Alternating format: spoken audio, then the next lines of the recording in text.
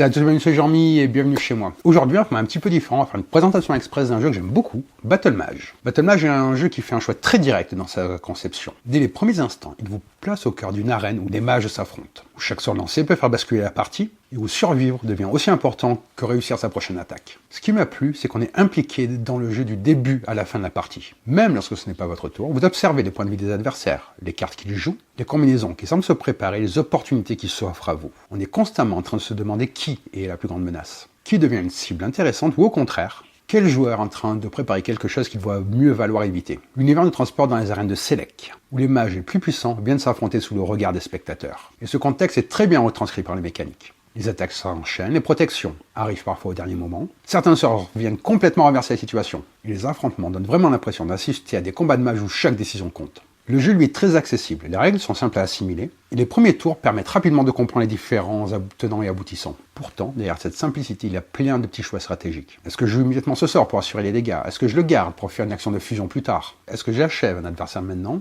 au risque de me retrouver sans ressources plus tard? Toutes ces décisions rythment naturellement la partie et donnent vraiment cette ambiance de combat entre mages. Et le jeu crée une ambiance vraiment agréable autour de la table. Les points de vie étant visibles, chacun suit l'évolution de la partie. Il y a souvent cette petite tension au moment où un joueur prend l'avantage, parce qu'on sait qu'il risque de devenir la cible des prochains tours. A l'inverse, un joueur qui semblait en difficulté peut revenir très facilement dans la partie en jouant les bonnes cartes au bon moment. Battle Mage est un jeu pour 1 à 6 joueurs, des durées de partie de 20 à 40 minutes. Il est imaginé par Chris Loiseau et Zach Luca, édité par SBG Éditions, et son univers est mis en image par les illustrations de Ryan Verhagen et Martin Paz Romero, qui renforce cette ambiance de magie sombre et de combat mystique. Ce que je retiens, c'est un jeu qui mise beaucoup sur l'interaction. On ne construit pas son monteur dans son coin, on passe son temps à surveiller les adversaires et ce qu'ils peuvent jouer, à choisir le bon moment pour utiliser ses meilleurs sorts, et essayer de rester en vie un tour de plus. Tout cela permet au jeu de garder un rythme soutenu, tout en laissant suffisamment de place au timing et à l'anticipation. Alors, si vous aimez les jeux de cartes où les affrontements sont directs, où chaque tour peut provoquer un retournement de situation, où l'ambiance se construit naturellement grâce aux réactions des joueurs, Battle Mage pourrait bien retenir votre attention.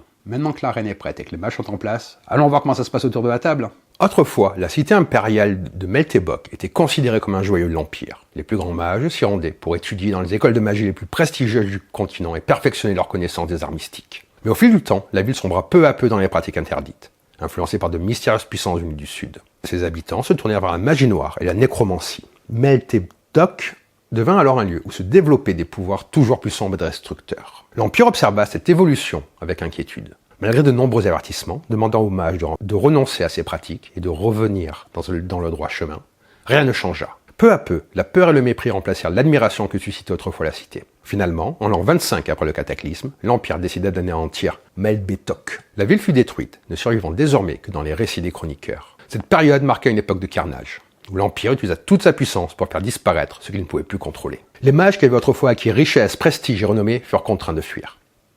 Désormais considérés comme des parias, ils furent pourchassés à travers tout l'Empire, aussi bien par crainte de leur pouvoir que par peur de les voir renaître. Avec le temps, une nouvelle forme de spectacle apparut. Ces anciens maîtres de la magie furent amenés, parfois de leur plein gré mais souvent enchaînés, à s'affronter dans de violents combats de gladiateurs destinés à divertir les foules de la cité méridionale de Selec. Jadis, ville impériale respectée, Selec était devenu un état renégat du royaume de Carnacros, déjà célèbre pour accueillir les affrontements les plus sanglants. Les arènes de Selec devinrent alors le théâtre de terribles duels entre mages. Des combats où la magie noire était utilisée par des combattants désespérés, cherchant à survivre, à retrouver leur honneur ou à gagner une nouvelle réputation. Ces affrontements finirent par devenir un symbole de bravoure et donnèrent naissance à de nouveaux héros populaires. Peu à peu, cette tradition évolua. Ce qui n'était au départ qu'un duel entre guerriers mystiques se transforma en affrontements toujours plus dangereux. Les combattants repoussaient constamment les limites de leur pouvoir afin d'obtenir un avantage décisif sur leurs adversaires. Et ce, quitte à mettre leur propre vie à danger.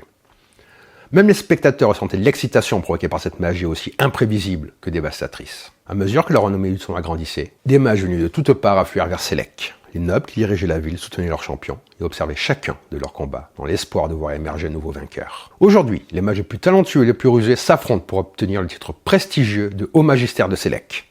À vous désormais d'entrer dans l'arène de Battle Mage, de maîtriser vos pouvoirs mystiques et d'affronter certains des meilleurs mages de Targos. Dans un tournoi où votre stratégie, votre puissance et parfois votre chance font toute la différence. Cette vidéo va être une présentation express du jeu. L'objectif n'est pas de détailler chaque carte ou chaque cas particulier, mais de vous expliquer les mécaniques principales, le déroulement d'une partie et les règles essentielles pour comprendre rapidement comment Battle Mage se joue. Nous verrons ensemble la mise en place des différents types de cartes, le déroulement d'une manche, la mécanique de fusion, la gestion des dégâts, ainsi que les conditions de victoire. À la fin de cette vidéo, vous aurez une bonne vision du fonctionnement général du jeu et de ce qui fait son originalité. Et comme Très souvent, en fin de vidéo, je reviendrai sur le jeu avec mon avis. Dans Battle Mage, chaque joueur incarne un mage engagé dans un affrontement où la survie dépend autant de ses choix tactiques que du moment auquel il utilise ses cartes. Au cours de la partie, vous lancerez des sorts communs que vous pourrez combiner afin de renforcer les attaques. Vous disposerez également de sorts rares, comme ça vous voyez la différence. Aux effets particuliers, selon les cartes, ils peuvent servir à vous soigner, à vous défendre, à rediriger les dégâts ou encore à influencer le jeu de vos adversaires. Chaque attaque est dirigée vers le joueur suivant. Celui-ci devra alors décider s'il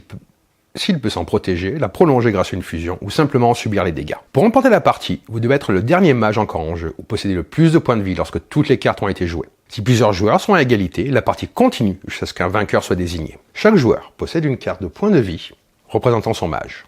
Dans le coin supérieur gauche de cette carte se trouve sa spécialisation. Cela lui accorde un avantage lorsqu'il utilise un type précis de sort commun. Il existe 6 spécialisations. Air, terre, feu, eau, poison et mort. Le jeu comprend donc un mage du feu, un mage de l'eau, un mage de l'air, un mage de la terre, un mage de la mort ainsi qu'un mage du poison. Les cartes sorts sont divisées en 2 catégories, les sorts communs et les sorts rares. Les sorts communs appartiennent aussi même type que les spécialisations des mages. L'icône correspondant au type du sort apparaît dans le coin supérieur. Cette même icône est également représentée sur la carte du mage, spécialisé dans ce type de sort. Chaque Common Spell possède une grande illustration de sorts majeurs, ainsi que 2 illustrations plus petites de sorts mineurs.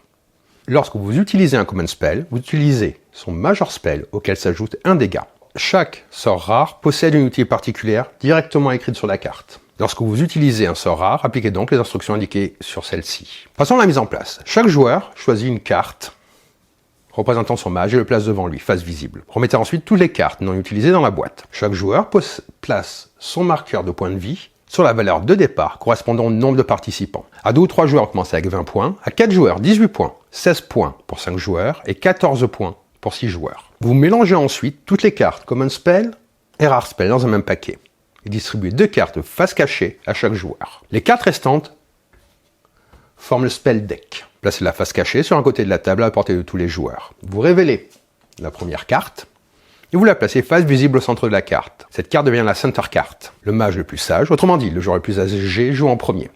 La partie se poursuit ensuite dans le sens aigu d'une montre, sauf si un sort rare indique le contraire. À votre tour, vous effectuez les différentes étapes dans l'ordre indiqué.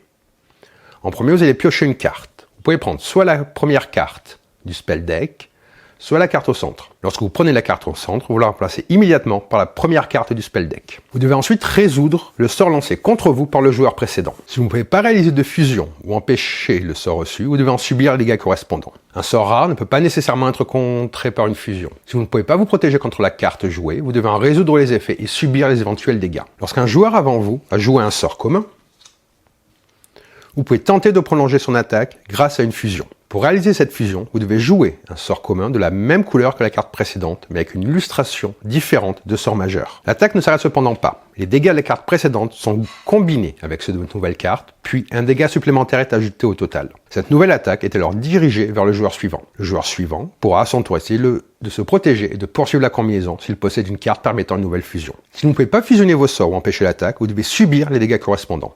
Vous soustrayez la quantité de dégâts reçus à vos points de vie, puis vous placez votre marqueur sur la nouvelle valeur. Si vos points de vie atteignent 0, vous êtes éliminé de la partie. Les dégâts qui vous sont assignés pendant votre tour ne sont toutefois pas appliqués avant que vous ayez joué une carte. Vous disposez donc encore d'une occasion de jouer un sort pour vous permettre de contrer l'attaque. Si vous parvenez à la contrer, vous ne subissez aucun dégât. Dans le cas contraire, les dégâts sont appliqués. Après avoir résolu l'attaque précédente, vous devez jouer une carte de votre main en la plaçant face visible devant vous. Cette étape dépend toutefois de la manière dont vous avez répondu au sort précédent. Si vous avez déjà joué une carte afin de réaliser une fusion et de vous protéger, vous ne jouez pas de seconde carte. Les cartes de l'attaque combinées continuent simplement vers le joueur suivant. En revanche, si vous n'avez pas réalisé de fusion et que vous avez subi les dégâts, vous pouvez maintenant jouer une carte de votre main. Lorsque vous jouez un sort, placez sa carte face visible devant vous. Vous devez ensuite annoncer le sort et ses effets au joueur. Pour un sort rare, annoncez le nom de la carte. Pour un sort commun, annoncez sa couleur. Dans les deux cas, annoncez également la quantité de dégâts infligés. Cette annonce permet à tous les joueurs de savoir quel sort est utilisé et combien de dégâts il provoque. N'oubliez pas d'appliquer la spécialisation ou les éventuelles capacités particulières de votre mage. Une fois la carte jouée, son effet annoncé, placez-la dans l'un des fosses. Le tour passe au joueur suivant. À la fin de votre tour, vous ne pouvez pas avoir plus de 2 cartes dans votre main. Si vous possédez 3 cartes rares qui ne peuvent pas vous aider, jouez-en une et subissez les éventuels dégâts qui vous sont destinés. Dans cette situation, il est préférable de se débarrasser de la carte qui vous semble le moins utile. Vous ne pouvez jouer une carte que pendant votre propre tour, sauf si le texte d'une carte indique le contraire. Vous ne pouvez pas empêcher les dégâts destinés à un autre joueur, à l'exception de ce que permet la carte Cripple. Les sorts rares Lich and Heal ne peuvent être utilisés qu'avant votre élimination. Le sort rare Rebirth peut être en revanche utilisé après votre élimination. La partie se poursuit de cette manière jusqu'à ce que toutes les cartes aient été jouées. Lorsque le spell deck est vide, la partie prend fin. Il existe 3 manières de déterminer le vainqueur. Si vous êtes le dernier mage encore en jeu, après l'élimination de tous vos adversaires, vous remportez la partie. Si le spell deck est épuisé alors que plusieurs mages sont toujours en jeu, le joueur possédant le plus de points de vie remporte la partie. En cas d'égalité, rançonnez toutes les cartes jouées et mélangez-les afin de former un nouveau spell deck. Et la partie continue alors jusqu'à ce qu'un vainqueur soit désigné. Une partie à 2 joueurs se déroule selon les mêmes règles qu'une partie à plusieurs. Vous devez cependant retirer les cartes suivantes avant de constituer la pioche. Blast, Dodge, Mind Control, Rage, Rebirth, Tornado et Thunder. Pour une partie solo, choisissez un mage et prenez sa carte de point de vie. Choisissez ensuite une autre carte de mage pour représenter votre adversaire. Placez votre marqueur et celui de l'adversaire sur 20 points de vie. Retirez ensuite les sorts suivants. Blast, Blind, Cripple, Deception, Dodge, Fear, Icy Hand, Mind Control, Rage, Thunder et Tornado. Seul votre adversaire virtuel peut utiliser la carte rare Rebirth. Placez cette carte à côté de sa carte de point de vie. Lorsque l'adversaire virtuel atteint 0 point de vie, la carte Rebirth s'active. Mélangez toutes les cartes et placez la spell deck entre vous et l'adversaire. L'adversaire joue en premier. Pendant son tour, piochez une carte et jouez-la contre vous. La partie se poursuit, comme dans la version multijoueur, sur la même séquence de tours. Reprenons un résumé du fonctionnement. À votre tour, commencez par piocher une carte, soit le spell deck, ou prenez la carte au centre de la table que vous remplacez. Résolvez ensuite le sort lancé par le joueur précédent. Si un sort commun vous attaque, vous pouvez jouer un sort commun de la même couleur, mais avec un majeur spell différent, afin de réaliser une fusion. Vous ne subissez alors aucun dégât, l'attaque est renforcée et elle continue vers le joueur suivant. Si vous ne pouvez pas fusionner les sorts ou contrer l'attaque, vous subissez les dégâts. Ensuite, si vous n'avez pas déjà joué une carte pour réaliser une fusion, jouez une carte de votre main, annoncez son nom ou sa couleur, précisez ses effets et ses dégâts, puis placez la carte dans la défausse. La partie continue jusqu'à ce qu'il ne reste plus qu'un seul mage, ou que toutes les cartes aient été jouées. Donc voilà pour ce nouveau format de présentation express sur le jeu Battle Mage. Si cette présentation vous a permis de découvrir le jeu, n'hésitez pas à soutenir la chaîne en vous abonnant, en laissant un commentaire. Vous pouvez également activer la petite cloche si ce n'est pas encore fait pour être tenu au courant de toutes les vidéos. Et si vous connaissez déjà le jeu, je serais curieux d'avoir votre retour en commentaire. Vos stratégies, vos cartes préférées, ou simplement votre avis sur le jeu. De mon côté, après plusieurs parties, il est temps de vous partager mon ressenti autour de la table. Après plusieurs parties de Battle Mage, ce qui m'a frappé, c'est à quel point le jeu allait droit au but, avec un rythme soutenu et une vraie volonté de mettre les joueurs au cœur d'affrontements permanents. Dès les premiers tours, on comprend que le jeu ne cherche pas à construire une stratégie sur plusieurs heures de partie, mais plutôt à créer une succession de décisions rapides, où chaque carte peut faire évoluer rapidement la situation. Cette approche fonctionne très bien, car elle permet de maintenir tout le monde impliqué du début à la fin de la partie. Ce qui m'a immédiatement plu, c'est la fluidité des tours. La structure est simple. On pioche des cartes, on choisit les sorts qu'on veut utiliser, on résout les effets, puis on prépare déjà son prochain tour. Il n'y a pas de longue phase d'administration ou de règles qui cassent ce rythme justement. Les parties avancent naturellement, et même lorsqu'on n'est pas le joueur actif, on continue de suivre ce qui se passe avec attention. Parce que les attaques, les effets des sorts rares, et l'évolution des points de vie concernent tous les participants. Lors de mes parties, j'ai vraiment ressenti cette montée en tension progressive. Les premiers tours servent surtout à observer les autres joueurs, à découvrir la première carte qui circule et avoir une première idée de sa main. Puis, assez rapidement, les gros affrontements arrivent. Les points de vue commencent à diminuer, certains joueurs deviennent des cibles prioritaires, et chacun essaie de choisir le meilleur moment pour utiliser ses sorts. Cette montée en tension est assez naturelle et donne envie de rester concentré jusqu'au bout. Un des éléments que j'ai énormément apprécié, c'est la gestion du timing. Sur le papier, les cartes paraissent relativement simples, mais l'intérêt vient surtout de savoir quand les jouer. Plusieurs fois, je me suis retrouvé avec une carte que j'aurais pu utiliser immédiatement, mais je l'ai conservée pour un tour supplémentaire dans l'espoir de faire une fusion, ou d'attendre le bon moment pour surprendre un adversaire. Ce sont de petits choix, mais ils reviennent constamment et donnent une vraie saveur aux parties. Le système de fusion est d'ailleurs une excellente idée. Il oblige à regarder sa main différemment. On ne joue pas seulement une carte parce qu'elle est disponible, on pense également à cette possibilité-là. J'ai trouvé que cette mécanique apportait ce qu'il fallait de réflexion sans alourdir le système. Ce qui fonctionne très bien également, c'est la lecture de la table. Les points de vie étant visibles de tous, chacun sait immédiatement qui est en difficulté ou pas. Les sorts rares participent énormément à cette tension. Comme leur effet sont uniques, ils apportent régulièrement des retournements de situation. On ne sait jamais ce que les autres joueurs gardent en main, et cette incertitude pousse parfois à revoir complètement ses plans. Plusieurs fois, je me suis lancé dans une attaque qui paraissait idéale, avant qu'un sort rare ne vienne complètement changer la donne. Ce genre de situation apporte beaucoup de vie aux parties et évite que tout soit totalement prévisible. J'ai aussi beaucoup apprécié le fait que le jeu demande de faire des choix entre l'immédiat et le long terme. L'ambiance autour de la table est particulièrement bonne. Battle Mage est typiquement le genre de jeu où les joueurs commentent leurs actions, réagissent aux sorts rares et suivent avec attention l'évolution des points de vie. Le fait de lire le nom des sorts et d'annoncer les dégâts participe beaucoup à cette ambiance. Cela donne un côté duel de magiciens où chacun dévoile progressivement ses pouvoirs. Ce n'est pas seulement une mécanique, cela permet de rendre la partie plus vivante. Le thème est très bien retranscrit, avec le lore qui vient au début du livret, qui vous permet de vous immerger. Le jeu donne réellement l'impression d'assister à des duels entre mages. Les attaques, les protections, les soins, tout renforce cette sensation. On retrouve bien l'idée d'un combat magique où chaque décision peut faire la différence. Et j'ai trouvé que les mécaniques soutenaient naturellement le thème. C'est un jeu qui est très facile à prendre en main, les règles sont rapidement assimilées et les joueurs comprennent très vite ce qu'ils doivent faire. La véritable progression ne vient pas de règles complexes, mais de la découverte des différentes cartes et de la manière dont elles interagissent. C'est une courbe d'apprentissage très agréable qui permet aux nouveaux joueurs de s'amuser, tout en laissant une marge de progression. La rejouabilité est présente, car cela vient des cartes que l'on va piocher, et d'une partie à l'autre, les situations changent naturellement. Les mêmes cartes n'arrivent pas au même moment, les cibles ne sont jamais les mêmes, et les alliances implicites évoluent constamment. À 4, 5 ou 6 joueurs, cela est vraiment intéressant. Le jeu assume complètement son côté rapide et interactif. On joue des sorts, on cherche les meilleures opportunités, on tente de survivre, on profite des ouvertures laissées par les autres. Cette simplicité rend les parties fluides et donne rapidement envie d'enchaîner les parties. Ici, il faut savoir s'adapter à ce qu'on pioche et à ce que font les autres.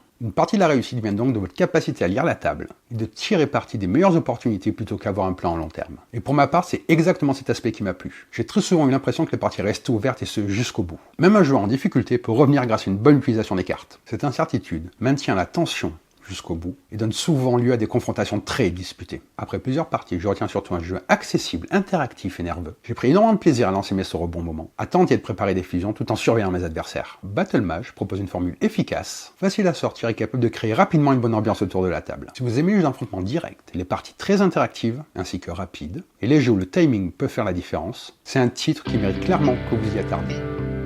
Donc voilà pour cette vidéo, j'espère que ça vous a plu, et sur ce je vous dis bonne partie et bon jeu.